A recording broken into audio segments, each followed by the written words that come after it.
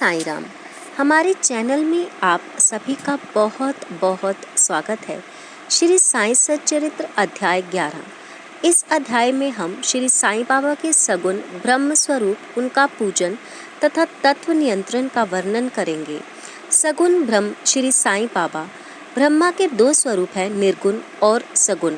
निर्गुण निराकार है और सगुण साकार। यद्यपि वह एक ही ब्रह्मा के दो रूप हैं, फिर भी किसी को निर्गुण और किसी को सगुण उपासना में दिलचस्पी होती है।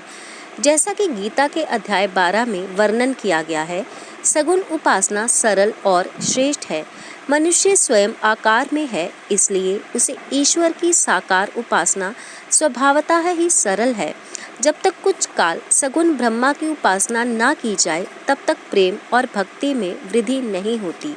सगुण उपासना में जैसे जैसे हमारी प्रगति होती जाती है, हम निर्गुण ब्रह्मा की ओर अग्रसर होते जाते हैं।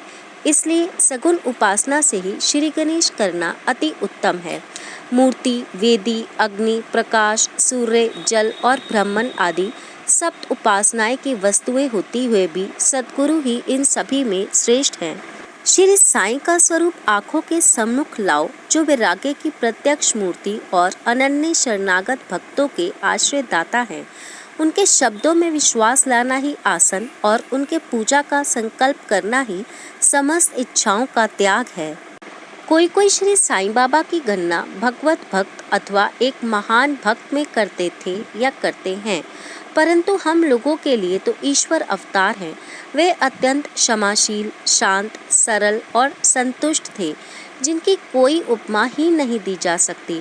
यद्यपि वे शरीरधारी थे, पर यथार्थ में निर्गुण, निराकार, अनंत और नित्य मुक्त थे।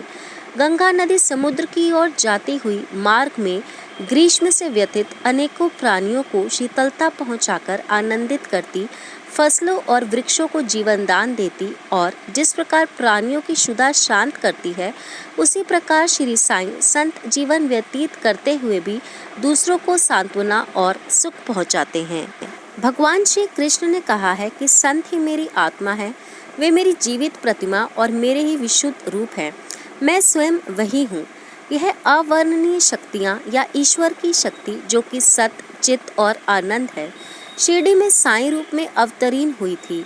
श्रुति में ब्रह्मा को आनंद कहा गया है। अभी तक यह विषय केवल पुस्तकों में पढ़ते और सुनते थे, परंतु भक्तगण ने शिरडी में इस प्रकार का प्रत्यक्ष आनंद पा लिया है। बाबा सबके आश्रय दाता थे, उन्हें किसी की सहायता की आवश्यकता ना थी। उनके बैठने के लिए भक्तगण एक मुलायम आसन और एक बड़ा तकिया लगा देते थे। बाबा भक्तों के भावों का आदर करते और उनकी इच्छा अनुसार पूजन आदि कर देने में किसी प्रकार की आपत्ति ना करते थे। कोई उनके सामने चवर ढुलाते, कोई वाद्य बजाते और कोई पाद प्रक्षालन करते थे।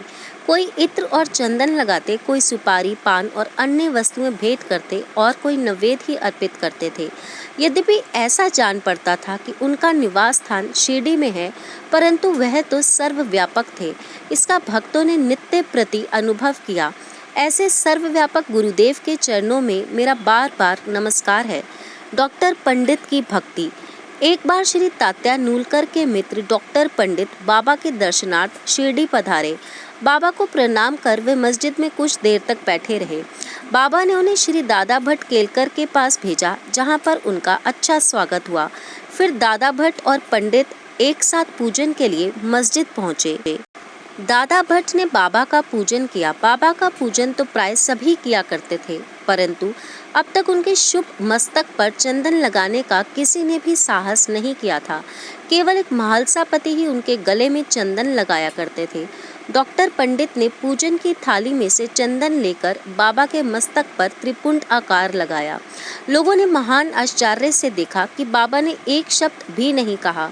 संध्या समय दादा भट्ट ने बाबा से पूछा, क्या कारण है कि आप दूसरों को तो मस्तक पर चंदन नहीं लगाने देते, परंतु डॉक्टर पंडित को आपने कुछ भी नहीं कहा। बाबा कहने लगे, डॉक्टर पंडित ने मुझे अपने गुरु श्री रघुनाथ महाराज दोपेश्वर, जो कि काका पुराणिक के नाम से प्रसिद्ध हैं, उनके समान समझा और अपने गुरु को वे जिस प्रकार चंदन लगाते थे, उसी भावना से उन्होंने मुझे चंदन लगाया। तब मैं कैसे रोक सकता था। पूछने पर डॉक्टर पंडित ने दादा भट्ट से कहा कि मैंने बाबा को अपने गुरु काका पौराणिक के समान ही त्रिपुंडाकार चंदन लगाया है, जिस प्रकार मैं अपने गुरु को सदैव लगाया करता था।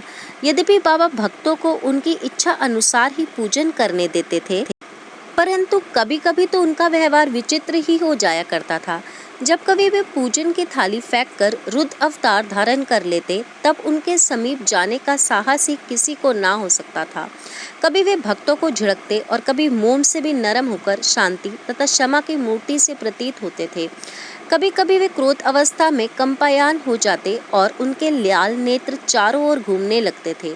तथापि उनके अंतकरण में प्रेम और मातृ स्नेह का स्रोत बहा ही करता था। भक्तों को बुलाकर वे कहा करते थे तो उन्हें तो कुछ ज्ञात ही नहीं कि वह कब उन पर क्रोधित हुए। यदि यह संभव हो कि माताएं अपने बालकों को ठुकरा दें और समुद्र नदियों को लौटा दें, तो ही वे भक्तों के कल्याण की उपेक्षा कर सकते हैं। वे तो भक्तों के समीप ही रहते और जब भक्त उन्हें पुकारते तो वे तुरंत ही उपस्थित हो जाते थे। वे तो सदा भक्तों के प्रेम के भूखे हैं। हाजी सिद्दीकी फाल्के। यह कोई नहीं कह सकता कि कब श्री साईं बाबा अपने भक्तों को अपना कृपा पात्र बना लें। यह उनकी सदिच्छा पर निर्भर था। हाजी सिद्दीकी फाल्के की कथा इसी का उदाहरण है। कल्याण निवासी एक यवन जिनका नाम सिद्दीकी फाल्के था, मक्का शरीफ की हज करने के बाद शिरडी आए। वे चावड़ी में उत्तर की ओर रहने लगे। वे मस्जिद के सामने खुले आंगन में बैठा करते थे। बाबा ने उन्हें 9 माह तक मस्जिद में प्रविष्ट होने की आज्ञा नहीं दी और ना ही मस्जिद की सीढ़ी चढ़ने दी। फाल्के बहुत निराश हुए और कुछ निर्णय ना कर सके कि कौन सा उपाय काम में लाएं। लोगों ने उन्हें सलाह दी कि आशा ना त्यागो। श्यामा श्री साईं बाबा के अंतरंग भक्त हैं, तुम उनके ही द्वारा बाबा के पास पहुंचने का प्रयत्न करो। जिस प्रकार भगवान शंकर के पास पहुंचने के लिए नंदी के पास जाना आवश्यक होता है, उसी प्रकार बाबा के पास भी श्यामा के द्वारा ही पहुंचना चाहिए। फाल्के को यह विचार उचित प्रतीत हुआ और उन्होंने श्यामा से सहायता की प्रार्थना की। श्यामा ने भी आश्वासन दे दिया और अवसर पाकर वे बाबा से इस प्रकार बोले कि बाबा, आप उस बूढ़े हाजी को मस्जिद में किस कारण नहीं आने देते और अन्य भक्त तो स्वेच्छा पूर्वक आपके दर्शन को आया जाया करते हैं। कम से कम एक बार तो उसे आशीष दे दो। बाबा बोले, श्यामा, तुम अभी नादान हो। यदि फकीर नहीं आने देता तो मैं क्या करूं? उनकी कृपा के बिना कोई भी मस्जिद की सीढ़ियां नहीं चढ़ सकता। अच्छा, तुम मुझसे पूछाओ कि क्या वह 12वीं कुएं निचली पगडंडी पर आने को सहमत है। श्यामा स्वीकारात्मक उत्तर लेकर पहुंचे। फिर बाबा ने पुनः श्यामा से कहा कि उससे फिर पूछो कि क्या वह मुझे 4 किश्तों में 40,000 रुपये देने को तैयार है। फिर श्यामा उत्तर लेकर लौटे कि आप कहें तो मैं 40 लाख रुपए देने को तैयार हूँ। मैं मस्जिद में एक बकरा हलाल करने वाला हूँ। उससे पूछो कि उसे क्या रुचिकर होगा, बकरे का मांस, नाद या अंडकोश। श्यामा यह उत्तर लेके लौटे कि यदि बाबा के भोजन पात्र में से एक ग्रास भी मिल जाए तो हाजी अपने आप को सौभाग्यशाली समझेगा। यह उत्तर पाकर बाबा उत्तेजित हो गए और उन्होंने अपने हाथ से मिट्टी का बर्तन उठाकर फेंक दिया और अपनी कफनी उठाए हुए सीधा हाजी के पास पहुँचे। वे उनसे कहने लगे कि व्यर्थ ही नमाज क्यों पढ़ते हो, अपनी श्रेष्ठता का प्रदर्शन क्यों करते हो। यह वृद्ध हाजियों के समान वेशभूषा तुमने क्यों धारण की है? क्या तुम कुरान शरीफ का इसी प्रकार पठन करते हो? तुम्हें अपने मक्का हज का अभिमान हो गया है, परंतु तुम मुझसे अनभिज्ञ हो। इस प्रकार डांट सुनकर हाजी घबरा गया। बाबा मस्जिद को लौट आए और कुछ आमों की टोकरियां खरीदकर हाजी के पास भेज दी। वे स्वयं भी हाजी के पास गए और अपने पास से 55 रुपए निकालकर हाजी को दिए। इसके बाद से बाबा हाजी से प्रेम करने लगे और अपने साथ भोजन करने को बुलाने लगे। अब हाजी भी अपनी इच्छा अनुसार मस्जिद में आने जाने लगे। कभी कभी बाबा उन्हें कुछ रुपए भी भेंट में दिया करते थे। इस प्रकार हाजी बाबा के दरबार में सम्मिलित हो गए। बाबा का तत्वों पर नियंत्रण। बाबा के तत्व नियंत्रण की 2 घटनाओं के उल्लेख के साथ ही यह अध्याय समाप्त हो जाएगा। एक बार संध्या समय शिरडी में भयानक झंझावत आया। आकाश में घने और काले बादल छाए हुए थे। पवन झकोरों से बह रहा था। बादल गरजते और बिजली चमक रही थी। मूसलाधार वर्षा प्रारंभ हो गई। जहां देखो वहां जल ही जल दृष्टिगोचर होने लगा। सब पशु पक्षी और शिरडीवासी अधिक भयभीत होकर मस्जिद में एकत्रित हुए। शिरडी में देवियां तो अनेकों हैं, परंतु उस दिन सहायतार्थ कोई नहीं आया। इसलिए सभी ने अपने भगवान साईं से, जो कि भक्ति के ही भूखे थे, संकट निवारण की प्रार्थना की। बाबा को भी दया आ गई और वे बाहर निकल आए। मस्जिद के समीप खड़े हो जाओ। कुछ समय के बाद ही वर्षा का जोर कम हो गया और पवन मंद पड़ गई तथा आंधी भी शांत हो गई। आकाश में चंद्रदेव उदित हो गए। तब सब लोग अति प्रसन्न होकर अपने अपने घर लौट आए। एक अन्य अवसर पर दोपहर के समय धूनी की अग्नि इतनी प्रचंड होकर जलने लगी कि उसकी लपटें ऊपर छत तक पहुंचने लगी। मस्जिद में बैठे हुए लोगों की समझ में न आता था कि जल डालकर अग्नि शांत कर दें अथवा अन्य कोई उपाय काम में लाएं।